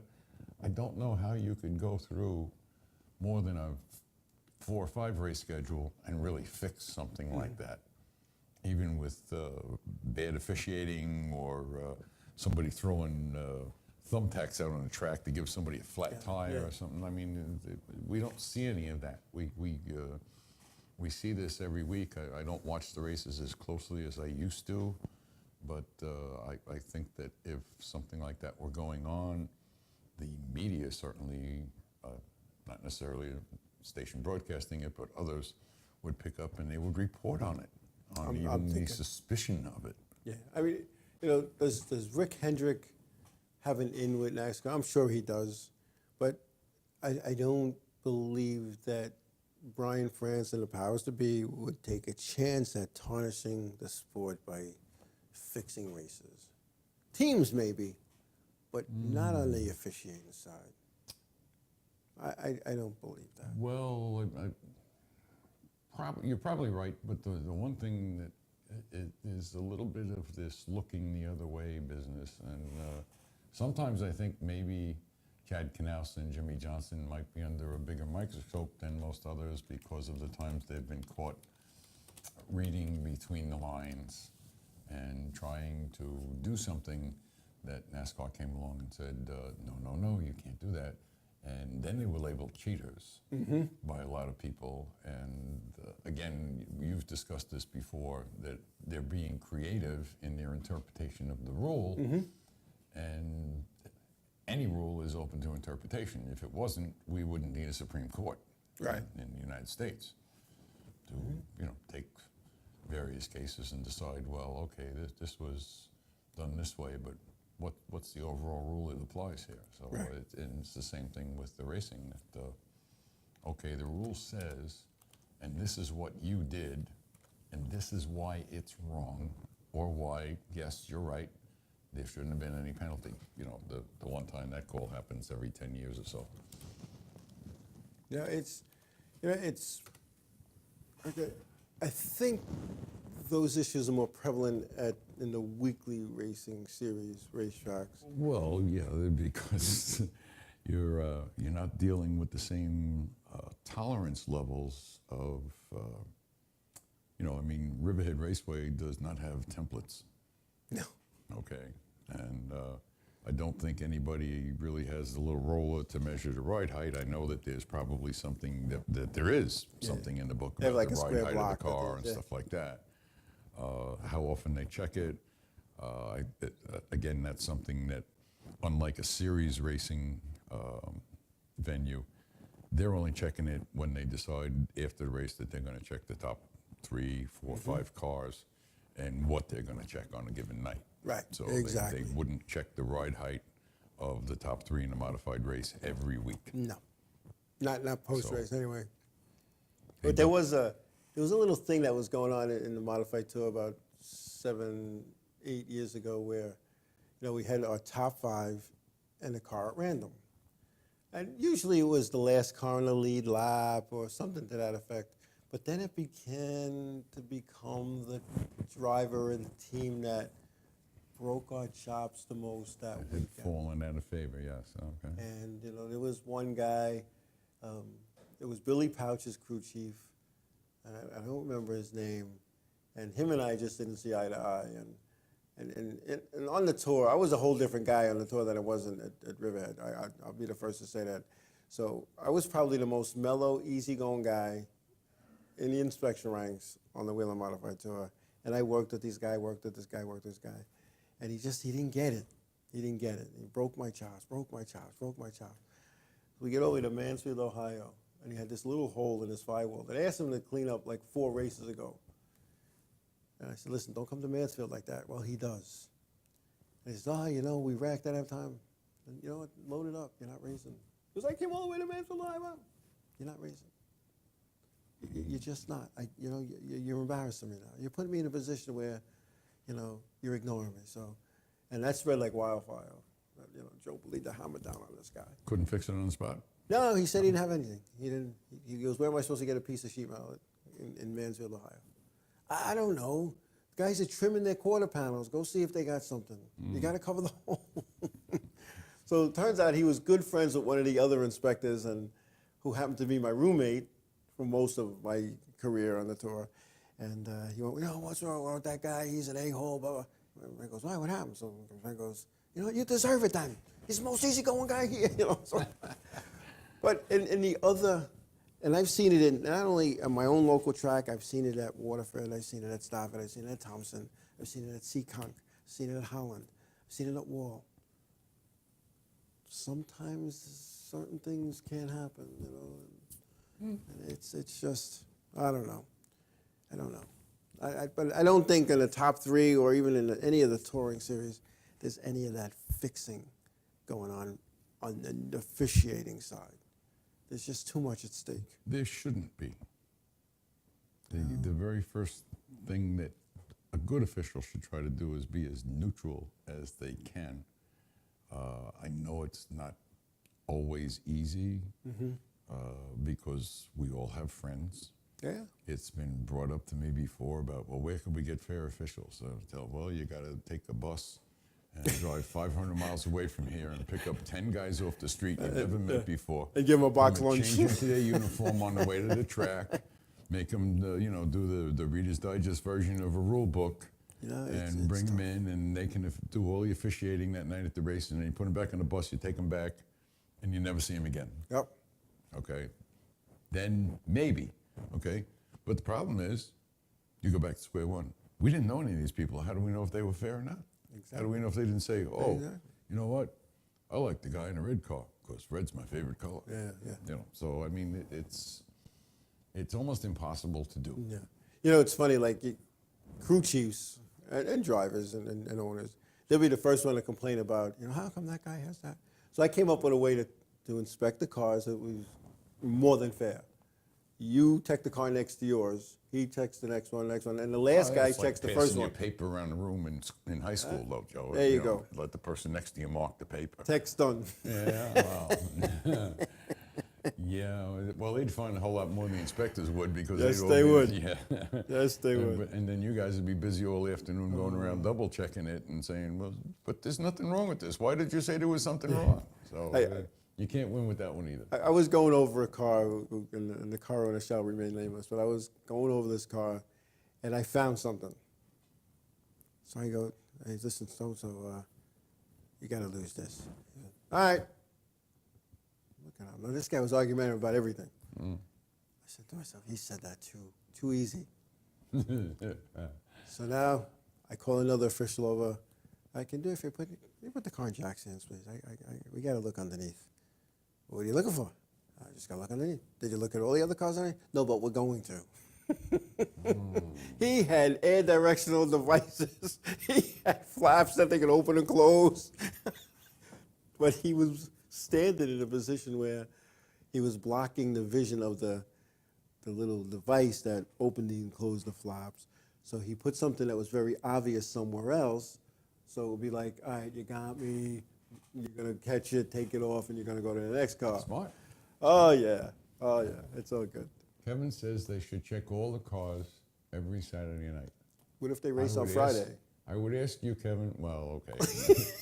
I would ask you what time the people have to show up and who's going to handle the payroll for all the people it would take to do that at a local track every week. It takes a long time. I know.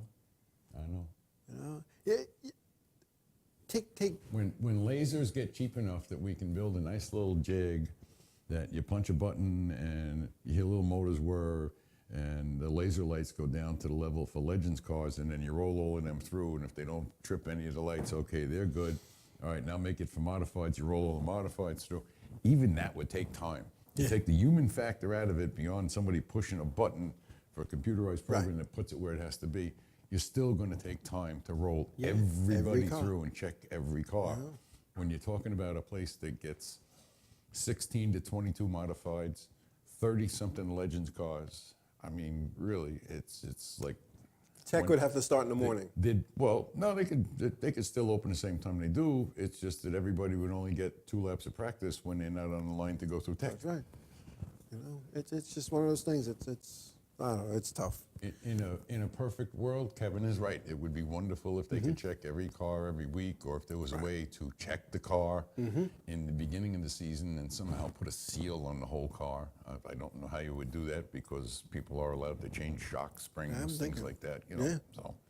Yeah, it's not an easy task. I did some tech. I was an undercarriage guy, and here I was climbing underneath race cars, and we'd have 30, 40 cars. I'm climbing underneath, and up and down and up and down.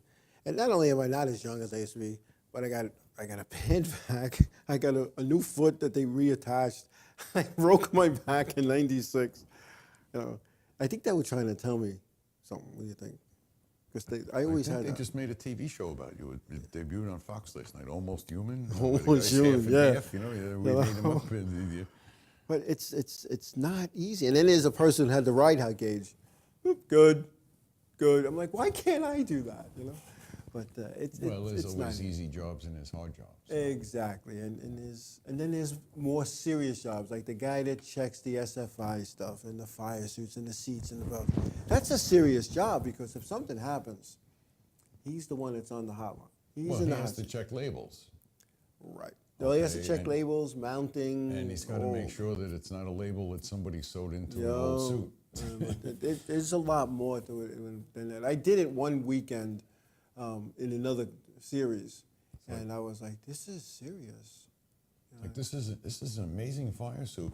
Who hand-stitched this label for you? Yeah, well, you could use glue, because it appears that it came on the suit if you glue it, because I had a suit that didn't have a sticker on it, and I'm not going to say who it was for, but they needed to borrow it, and then they came back and said, they wonder where the SFI sticker is. Oh, it's right here. And I went in my car, and I went in the glove box, and I just happened to have one, and we just happened to have crazy glue. You're saying the stitching doesn't run through this label? And we put it like where the belt was. Okay. And the guy said, oh, I must have missed it. I'm sorry. Jimmy Blewett used to walk around with them in his pocket. But you know what they did to me? I took, because all my stuff was tailored, I took my fire suit to the local tailor to get tailored for me, and he cut that SFI tag off. And I picked up my fire suit, and I just happened to look at it, and I'm like, something's wrong here. So I took the plastic off, and I'm going through, I says, there was a little tag. It was about 1 inch by 2 inches. Where is it? And he goes, oh, we cut off. No, I need that. So he went into the garbage and found it. Kevin says they do it with the drill teams every week. They do. How many drill teams are at a normal event, Kevin? I'm thinking a lot. Not 50 or 60. Right. Unless it's a state drill. A state tournament or something, or the big one that they have in Hempstead or something like that, or the one, even the one in Islip. But it's. I would say he was talking earlier in the year about how hardly anybody was showing up, and how some departments don't even have drill teams anymore. Budgets. So, again, if they're inspecting the drill teams, yes, they've probably got a crew of people who volunteer from various departments and are picked at random to go check the trucks of some team not from their department. Yeah. Okay, where there's a finite number of officials at each track, and they all have a job to do, and not all of them are tech people to be able to do that. So. And a specific job at that. Anyway, we got to take a break. We come back, we'll talk about Homestead, the truck series and HOIs, the Sprint Cup, and...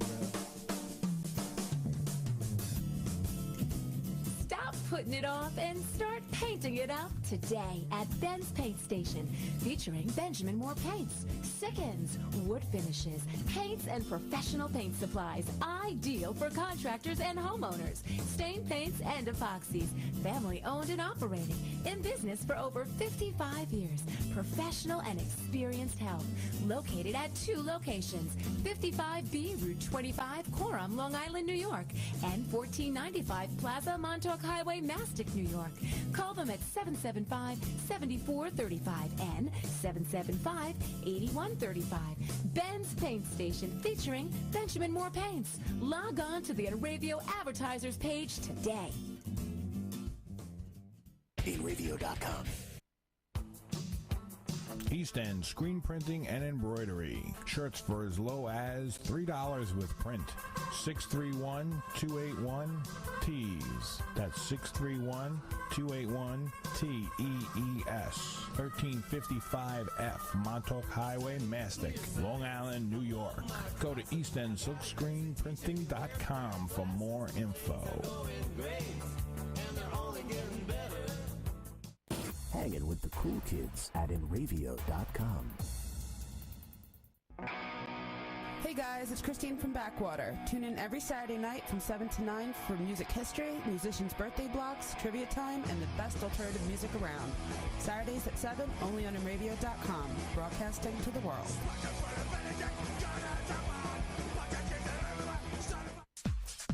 Sud City Car Wash, Montauk Highway in Mastic, Long Island, New York.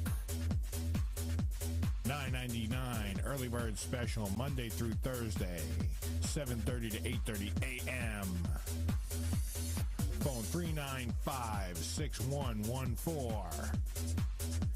Sud City Car Wash. Hand washes, hand waxes, and detailing. Interior cleaning, brushless, car wash club. Simonized products. Sud City Car Wash. Montauk Highway in Mastic, Long Island, New York.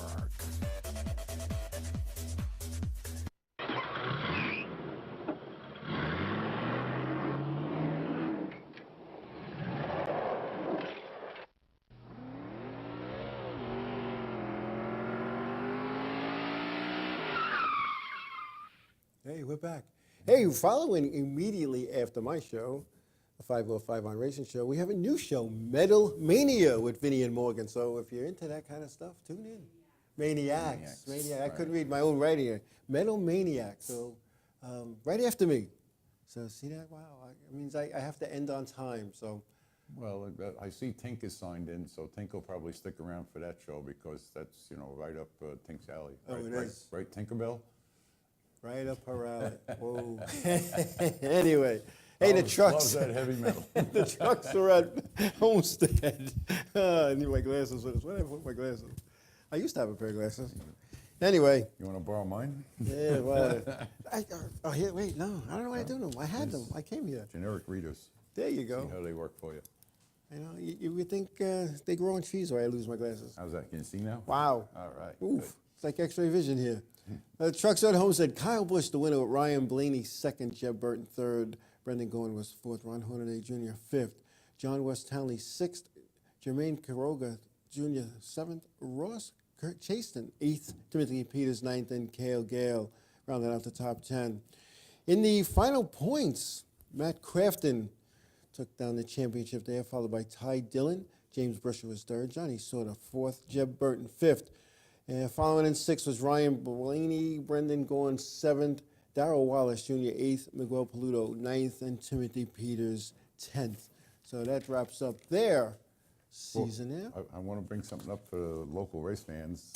We have gotten word through my race news that Ryan Blaney is doing everything he can to try and get a ride at Wall Stadium's Turkey Derby. Oh, he is. And there is a possibility that he may get a modified ride, one that everybody knows. We can't say who it is right now, but a ride that everybody is familiar with, and they should be very happy to see him in. As far as we know, it would just be a one-time shot at this point. All right, there you go. Good for him, and good for racing, actually. Yes. In the Nationwide Series, Brad Keselowski was the winner at Homestead, followed by Kyle Larson, who, as we talked earlier, was penalized in post-race tech. Kyle Busch third, Matt Kenseth was fourth, Trevor Bayne fifth, followed by Joe Logano in sixth, Parker Kligerman seventh, Sam Hornish Jr. eighth, Cole Witt ninth, and Nelson Piquet Jr. rounding out the top 10. The points, the final points, Austin Dillon, grandson of Richard Childress, was the champion, and he won a championship without winning any races. Wow. That's consistency. That's being right there, you know? That's being right there. Sam Hornish Jr. was second, Reagan Smith third, Elliott Sadler fourth, Justin Allgaier was fifth, Trevor Bayne was sixth, Brian Scott seventh, Kyle Larson eighth in points, Parker Kligerman ninth, and rounding out the top 10 was Brian Vickers. The drivers weren't happy about that late race caution that took 12 laps to clean up an oil spill. They felt that they should have gone red, and given Sam and Austin a shot at battling the last few of those laps instead of having that ending the way it ended. Because Sam had newer tires than Austin. Exactly. Right. Now, depending on what side of the fence you're on, you'll say yes, you'll say no, but Sam needed a long run to get going, and Austin needed the short runs, so. I need to correct something I said a moment ago. I got my Ryans mixed up. It's Ryan Truex. Ryan who Truex. Wants to be need a modified ride and may get one, not Ryan Blaney. My mistake. I apologize. That's all right, right? That's why they put the races on pencils. Right. At least that's what my mother used to say. Oh, really? Anyway, so, and I can understand that. I can understand it from all aspects, from a fan's aspect, from a crew chief, from a driver. You know what? It's going to take a long time. Let's just go red, like we have done in the modified series. Right. Let's just go red. And we talked about that earlier. Let's go and racing. it makes sense. And this is, some fans say, oh, great opportunity to run down and get a hot dog and a beer. Yeah. Others say, I've had enough beer and enough hot dogs today. I want to see races. And we're all riding around at 35 miles an hour. Can you ever have enough hot dogs and beer? I don't know. Well, I've seen a few people that had more than enough. You sit in the stands long enough, you'll run into them. My beer days, any kind of alcoholic beverage days are over for me due to these silly pills that they got me on, and especially the latest pill. But mine, despite what you saw yesterday, are very limited. That was, those 2 Manhattans at the party yesterday were a rarity for me. I probably. Let's see, maybe back in July when I went away on vacation with my wife, I had a Manhattan that week. Wow. So I had 2 Diet Colas and 2 waters and a cup of coffee. But I did have some of that delicious cake, which I shouldn't have had it, but it didn't make the room spin like an alcoholic beverage would have.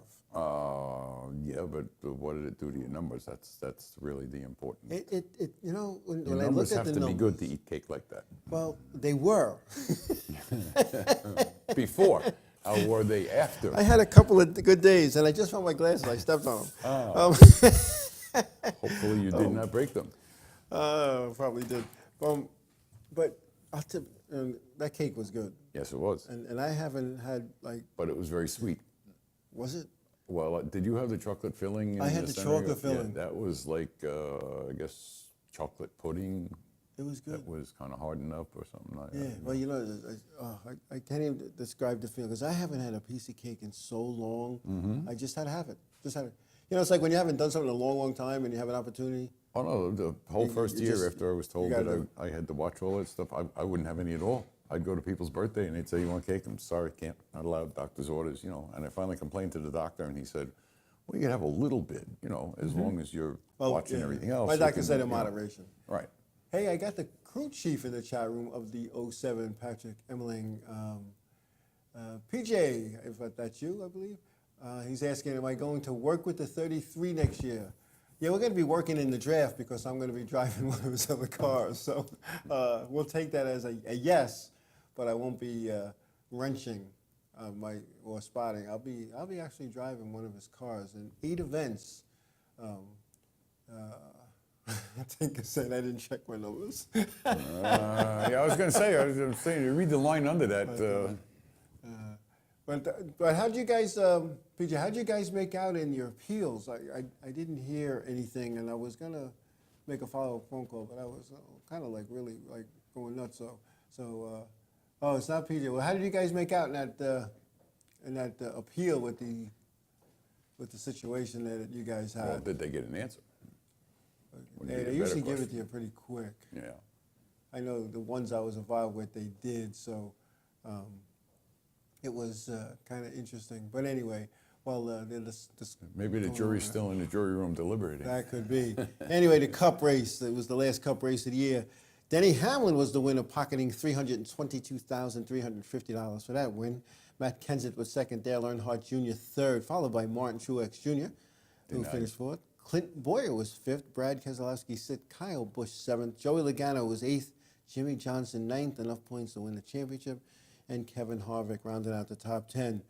Jimmy Johnson edged out Matt Kenseth by 19 points to take the championship. Kevin Harvick was third, 34 back, followed by Kyle Busch in fourth, Dale Earnhardt Jr. fifth, Jeff Gordon sixth, Clint Boyer seventh, Joey Logano eighth, Greg Biffle ninth, Kurt Busch 10th, Ryan Newman 11th, Casey Kane 12th, and Carl Edwards rounding out the top 13 in the chase. You got the answer. Denied. Yeah, denied. Right? Yep. You know, and I've been involved with a lot of those. When I say a lot, maybe 4 or 5.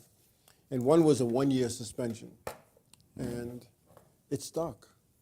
The one that I thought I was going to really win on was, it was a 5-week suspension, and it was reduced to 1. And the driver, and I'll say who it was Danny Marcello. For those on Long Island know that Danny Marcello was a little bit of a wild guy. The late Danny Marcello. Yeah, the late Danny Marcello. And he either loved you or you hated you. Yep. There was no middle of the road now. Oh, I've been told by people I know who went to school with him exactly what he was like. Now, we have the incident at the racetrack. He did something that he shouldn't have did. He knocked over the tech table. He pushed Walter Bonzak, the tech guy, down. He did some stuff he shouldn't have done. So he got a I think initially like 5 weeks and a couple of grand of a suspension. And we're sitting in the lobby waiting to go into the hearing room. And he has his sunglasses on. He's sitting there. And he's like staring me down through his sunglasses. You know, now I know he's a wild guy, and I know who he is, but he's not realizing who I am right away. Okay. He knows I'm the chief steward. All of a sudden he goes, takes his sunglasses down and goes, "Are you Tom Kraft's nephew?" I said, "Yeah." "Why are we here then? We could have worked this out."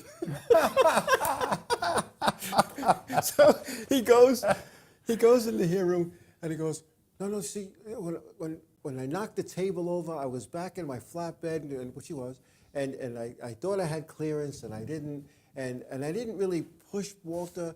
I want to say to him, but Walter, and I tripped over a wrench that was on the ground. He had his story straight. You could tell he's done this before. Sounds like he got the tap dance award. He tap danced around the whole issue. You could tell he's been in front of the judge. Yeah. He knows what to say. So it all got reduced and thrown out. But they had the good old days. But most of those appeals. I think we got a date on that from 22 figure 8. That was 82. Yes, it was. Yeah. No, you know what? That's when he pulled the spark. That's when he refused to leave the racetrack. And Ray Marciano. That's when he almost electrocuted Ray. Yeah. Okay. Mine is because I was chief steward, and I was chief steward like from '98 to 2002, and that's when I had my Danny Marcello incident. Oh, Ray could probably tell you the date and time on that one because he'll never forget it. Oh yeah. So he tells me anyway. But it's it was interesting. Just the way he took his glasses off. You're Tom Kraft's nephew? We could have worked this out. And that's how true it was.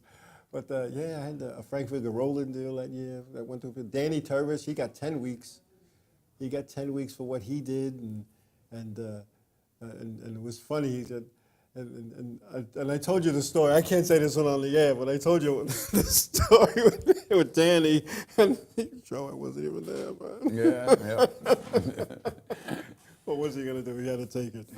But anyway, it's all good. It's all That's the good. situation we put ourselves in sometimes. There you go. You know, you gotta be careful. It's pretty, you know, you get a big brawl like that, it's pretty hard to identify who was there. Some of it you just have to assume. Oh, well, it was like based on past performance. exactly like the Gorman brothers who helped Ken Hagee. Right. Years ago at Riverhead, there was a whole big altercation. I can't tell them apart. I cannot tell them apart. Well, you can now. One has a mustache, one doesn't. Exactly. But I still don't know who's who. So there's a little thing. So what do? I write the pen down. I don't know which brother it was, so I suspended and fined both of them. Because I knew the one that was innocent was going to come screaming and yelling at me the following week. So he comes. And I remember telling Jerry Cook, I said, Jerry, I can't tell them apart, so I'm going to do both of them. And then I'll just rescind the one who comes yelling. Oh, anyway. And just a reminder, folks, be sure to continue watching. And as up next is the premiere of Metal Maniacs with Vinny and Morgan immediately following us here on NRadio.com. And these guys, they just walked down into Studio B. I guess they were in Studio A eating the leftover food that Walter didn't finish. And I was still hungry too. Well, we had to get on. We had to go live. Well, we have people waiting. What can I say? But Desmond and Greg, yes. Good news about those guys coming on now with this new show is that these people who are watching us get rid of us on time tonight. On time tonight. There's no run over. No run over. Anyway, so what do we got coming up? We got the Turkey Derby, the Thanksgiving weekend at Wall, and then we got the North-South Shootout. That's coming up. No, North-South Shootout. No, that's I missed done. that. I went to that. You went to that? Yes, I went That's to right, that. yeah, I That was a didn't go pretty. there. It was a strictly a race between Matt Hirschman and Georgie Bernhusel III.